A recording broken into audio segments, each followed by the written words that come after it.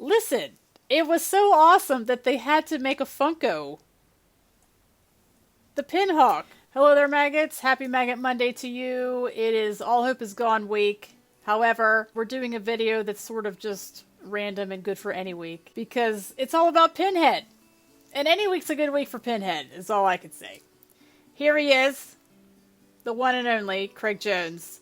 So I found a video from the House of Masks. Back in Halloween month, I checked out this guy's channel, AJ. Shout out to AJ. Since Craig Jones is the GOAT, I figured I would watch this. This is every Craig Jones mask. I might trim this down a little bit. I don't know how much Pinhead content you can take. I mean, I could watch Pinhead content all day, but I'm also weird. So, if you're ready for some Pinhead action, let's get to it.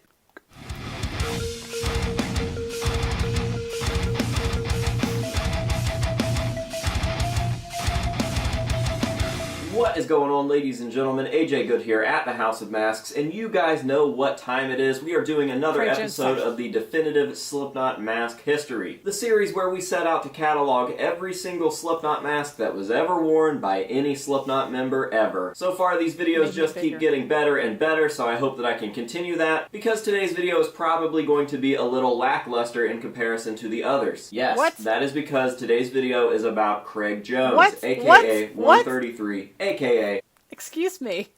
What does that mean? I feel personally attacked. What? How can you say such a thing? Craig Jones is the greatest member of Slipknot, hands down. So I don't know why anyone would say something like that. How dare you attack Craig Jones? I gotta have a Cheeto. I mean, what? AJ, I thought you were a cool dude. That's not a good way to start the video. I'm gonna see if I can get him in frame. Alright, AJ, you're forgiven, but you better watch it. You better watch it, AJ. Let's keep going. I'm sorry. Alright, here we go. Number 5. And as we all know, aside from the first album, his masks really did not change too much. But I bet they changed a little more than you think. And I bet he probably had more versions than you think. So, we're about to hop on into this, starting with the Mate Feed Kill Repeat era. And I want to give a huge shout out to Nico's website once again for helping me out with these videos. Starting out with Mate Feed Kill Repeat for Craig Jones.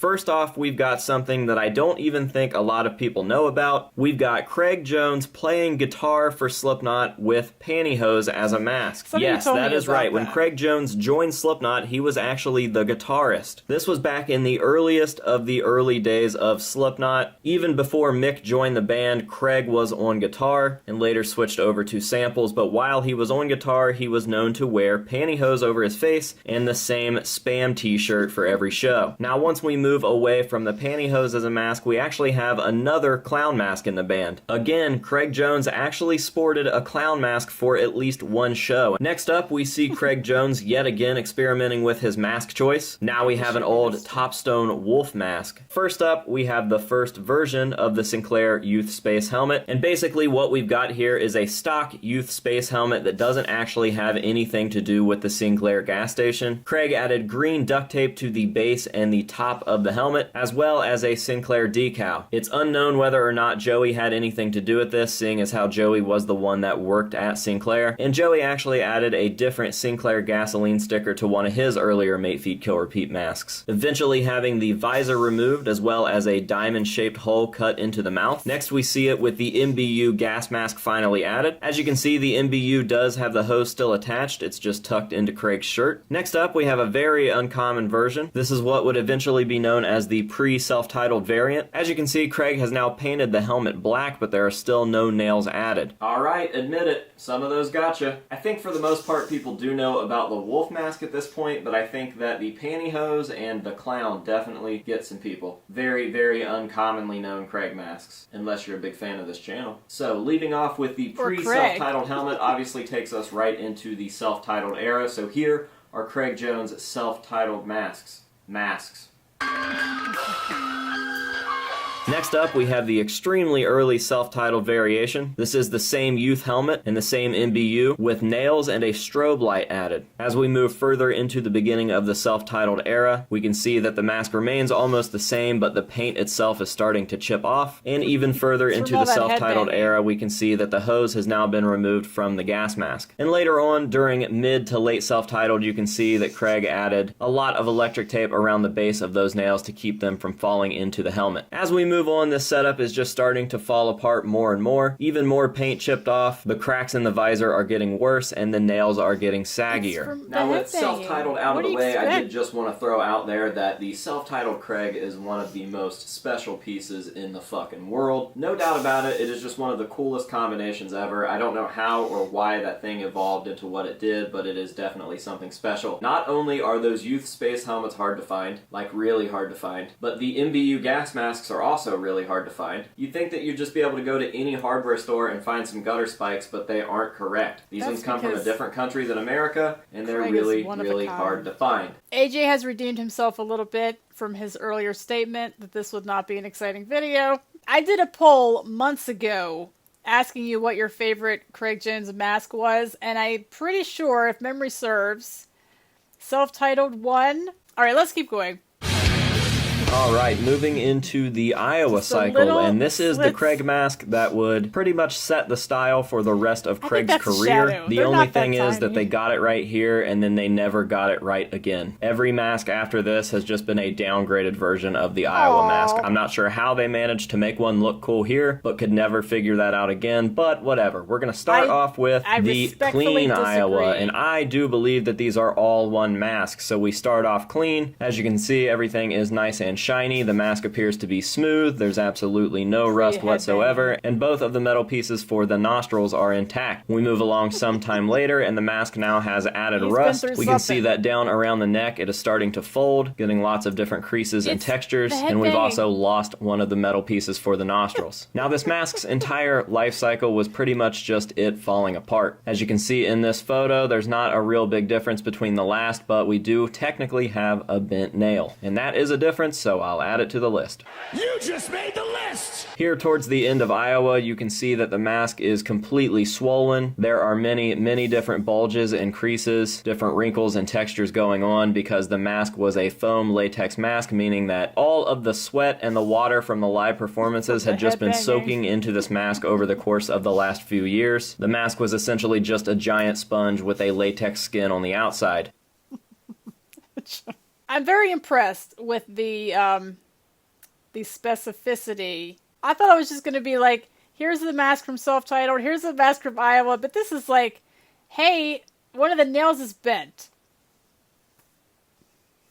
Totally redeemed. This is very thorough. The zipper has actually popped open. The zipper is still in the closed fashion, but it just stretched apart from itself. So the handle's on the exact same side that it was when the mask was in better condition. Still zipped shut, but it's actually popped open here. We're also missing a few nails, and we're missing both of the nostril rings. And now last but not least, for Iowa, we have the Freddy versus Jason Craig. And there's actually a split on the chin. This is because all of the sweat from the inside of the mask would drip down towards the chin area, as well as all of the water that Craig would drink. So this all would build up around the chin and neck area, and that is why through all of these photos you can see that the neck and the chin area was the one that deteriorated the most. Now we have a full on split, and you can see all of that raw foam on the inside.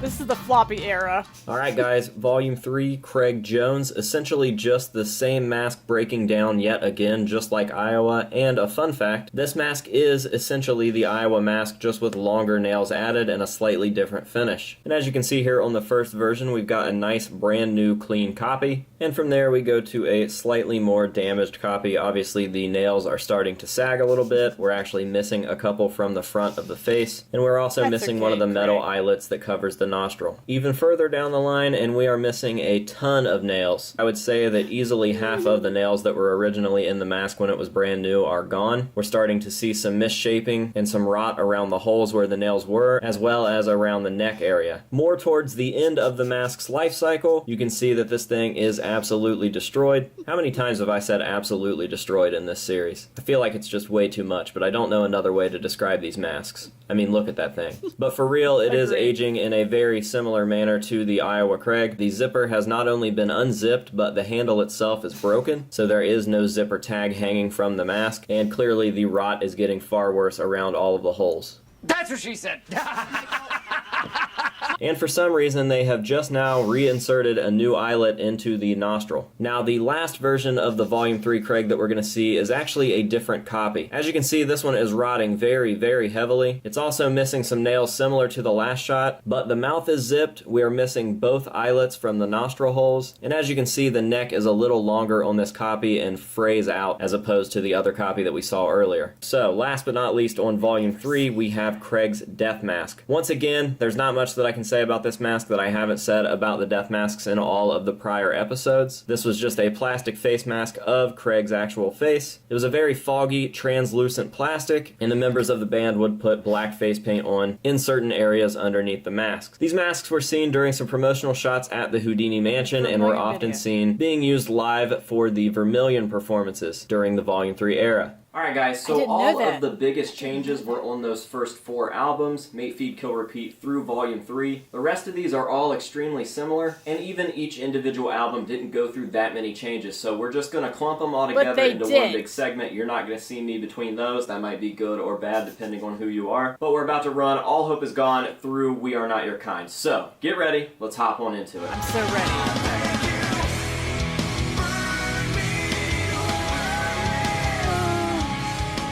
Starting off the All Hope Is Gone mask list like we always do, we've got these big old Purgatory potatoes, aka the All Hope Is Gone promo Purgatory masks. These were just giant papier-mâché head and face sculpts of the band members. These were used for some promo material as well as the Psychosocial music video. Moving on to Craig's regular All Hope Is Gone mask, here we have it nice, new, and clean. As you can see, those nails just keep getting bigger. They are slightly longer than they were for Volume 3, and as you'll also notice, we finally have a new sculpt. Now, I don't know what exactly it is about this sculpt, but it is far less sinister than the Iowa and the Volume 3. I feel as though the head got rounder. It looks more like a bowling ball now, as opposed to having actual sculpted in jaw lines. They've also changed the mouth and the zipper area. Now we have a more oval-shaped zipper area. Just kind of takes away from the tightness of the mask. I don't know. I don't know if what I'm saying here makes sense, but the mask definitely went downhill from the prior 2 albums. Now, once again, this mask's entire career just consists of falling apart. We start losing nails like always, we get some random weathering here and there, and eventually we have an almost bald Craig mask. This brings us to the death mask yet again. This was worn during the Vermilion performance at Download 2009, and it was also worn 3 years later at the Mayhem Fest meet and greet in 2012.